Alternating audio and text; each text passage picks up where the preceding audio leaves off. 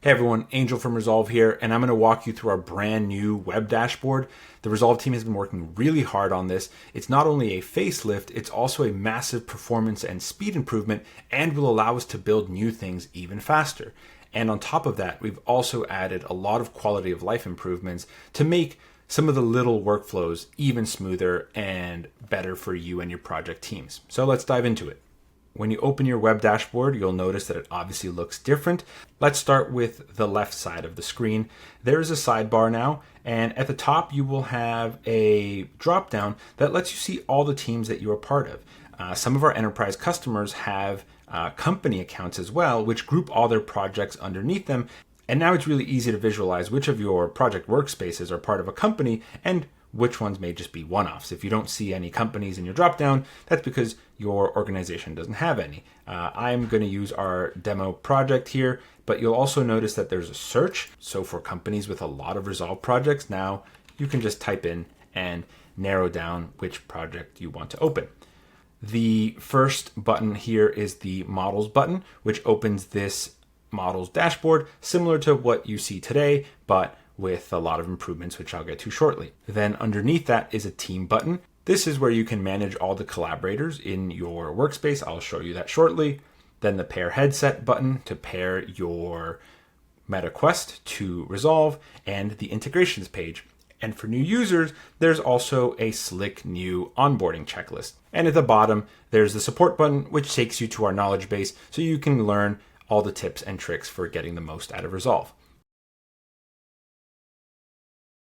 Now let's talk about the Models dashboard. At the top, you'll notice there's a search button. Again, for teams with a lot of models, this is a huge improvement. So if I wanted to say, look for the tower project, it finds it for me, even if it's within a subfolder. There are also filters so that you can filter by specific fields. You can create a new folder, you can add a new model, which I will show you shortly. But I want to draw some attention to the list of models. You can sort models based on the alphabetical order, either A to Z or Z to A, whatever you prefer, by the updated date or by the annotation count. Little quality of life improvements that will go a long way, especially for teams with lots of models. And now you'll notice we got some updated icons here as well. You'll see the Autodesk icon for models from Forma or Legacy BIM 360, the Procore icon for Procore models, or the Resolve icon for models uploaded directly. And you will see this icon for models which are federated within Resolve using our new model federation. And if I click this, I can expand and see all the models that make up this federated sample project. Here I've got the annotations count, and if I click into that, I can see all the annotations associated with this project. The VR button, if I click this, it launches the project on my MetaQuest. If I'm logged into my headset, it will automatically launch the project for me. The web button takes us to the web viewer. And I've got folders as well. If I click into a folder, I can see all the models within that folder, and I can move models around from folder to folder as well. To add a new model, you click Add New Model on the top right. You choose your source. Here I've got Autodesk connected, and so that's why I only see Autodesk, or a file upload if I want to upload a file directly from my computer. Let's click Autodesk, and now I can see all the folders in my Autodesk account, and I can either upload a single file, or if I have the federation feature available on my account, I can switch to the federated set and, for example, choose a couple of different files to connect, or just a single file if that's all I want. And the process is pretty easy. From here, it processes and then it's available. Once models are available, they can be viewed on a MetaQuest in VR, or they can be viewed directly in the web browser. Let me show you our brand new data center model that we had built to test Resolve and benchmark the performance. So this is a LOD 350 model running in Resolve in the web browser. And the best part is I can send a link to people and they'll be able to open it if they're in my account, just in their browser, on their laptop, on their computer, or even their iPad. And everything I just showed you, all the annotations, all the third-party connections, those are available here. Let's take a look at the updated annotations page. I'm really excited about this one. One thing you'll notice is now when pages load, you see some placeholders so that you have a visual indication that all your content is loading. This page got a lot of updates. So we have search, that's going to be common across all the lists in Resolve now. Filters, same thing for all the tables on the Resolve dashboard. And now I can edit my tags here. Tags are what you can assign to annotations to organize them. I can update my presets here as well. These are annotations that you find yourself making over and over again. An admin of your project workspace can go in and update the presets here for your team. Settings I will get to shortly, but I want to show you some of the updated workflows with the annotation list. If I hover on a thumbnail, it loads a little preview here so you can zoom in a little more. We can change the status of annotations in the table. We can add tags directly on the table, and we can push an issue to ACC. So when I click this button, you can see it says saving number 2 to ACC, and now it's been assigned to ACC issue number 393. And if I click this link for this issue that I've just pushed to ACC, it will take me directly to that ACC issue that is now linked to the Resolve annotation. And now, if you click on any annotation on the table, you get an expanded view for the annotation details. Again, I can hover over the screenshot to get an even higher res preview, or I can click it to get almost a full screen preview of the image in full resolution. I can edit the status and tags here, and I can also edit the text now. I can just type, and I want this higher, and that will update the annotation text for me. And now one update that I'm really excited about is that we now have direct links into the web viewer for specific annotations. So I can click this web button and it will take me straight into the Resolve web viewer at that view where I left the annotation and automatically highlight it for me. This is huge.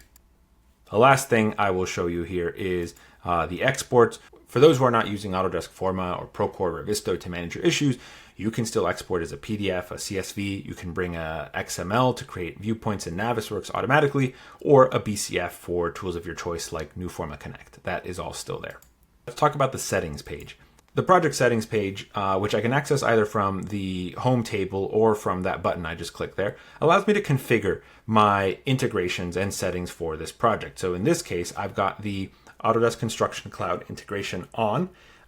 It's automatically on because this model came from Autodesk, but I can configure whether I want all my annotations to automatically sync to Autodesk the minute I create them, or whether I want to manually do that. Some teams like to use Resolve as a staging area as annotations get left and only certain items get escalated to Autodesk or whatever issue tracker you're using. Autodesk has this concept of published versus unpublished issues, so this lets you decide what the default is, and of course your different issue types and subtypes. This will be very similar for Procore and for Revizto. You configure all of that right here. All right, let's move to the team page now. This page very similarly has search now, filters, but also an upgraded invite flow and a couple of other improvements. So again, all the tables now can be sorted however you want. You can invite members. So one thing you'll notice in this screen is a couple updates with our new roles that we've added: reviewer, editor, and admin. 3 now levels of increasing permissions for the collaborators in your workspace. And it also shows me which domains I'm authorized to add. This is a security feature so that only domains that you authorize can be invited by the other admins of the project. I can also send a link to somebody and just have them join that way if I prefer to do that. And if you want to add external collaborators, there's also a flow to be able to configure that with our team. So let's invite my colleague. I'm going to send him an editor invite. There you go. My invitation is sent. And now there is a pending invites tab as well. So you can see who you've sent invites to or who other admins have sent invites to. And you can revoke the invite if needed. Okay, here's the pair headset page. This one's pretty straightforward. You open up your MetaQuest and launch the Resolve app, and the first thing that you'll see in there is a pairing code so that you can associate your Quest to your Resolve account and then access all your projects. You see a 5-digit code in the MetaQuest, and you enter that code here, and your headset automatically pairs. We've added a little bit of information here for those who are new to Resolve to make it easier for them to get started once they launch Resolve in the VR headset. And last but not least, our integrations page. This is how you can connect Resolve to Autodesk Forma / Autodesk Construction Cloud, and even Legacy BIM 360, to Procore, and to Revizto. You can connect any of these third-party accounts to Resolve so that the latest versions of your models are automatically available to users in Resolve, and so that you can push and pull third-party issues from these platforms. It's pretty easy to connect. They all have their distinct ways of configuring the accounts, but it's straightforward. On Autodesk and Procore, we're available in the marketplace, so it's just installing the integration. And with Revizto, it's going through their normal integration setup where they show you a code, and then you bring that into Resolve. Once these integrations are connected, then you can really take advantage of everything that Resolve has to offer and make the workflows as seamless as possible. That is a full walkthrough of everything that we have added. We really hope that this levels up your experience using Resolve, makes your workflows easier. We're really excited to hear your feedback, and if you have any questions or comments, please don't hesitate to reach out to our team. Thanks for watching.